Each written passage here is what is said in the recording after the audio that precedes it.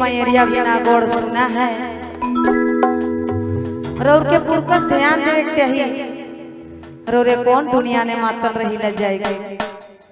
हे रे रे भाई साउंड तो बहुत लाजवाब है। दादा गोड़ लगते हैं, अपने आता पता दे के जा भी। हाँ ठीक है, सुना थे अपने के, ठीक है। हेड़ी पायारिया के किन रे वो हाल नहीं किन रे कि मोर लागल या सारा रे भाई लागल या सारा नहीं किन रे। हेड़ी पायारिया के किन रे वो हाल नहीं किन रे मोर लागल या सारा लागल या सारा नहीं किन रे मोर लागल या सारा लागल या सारा नहीं किन रे।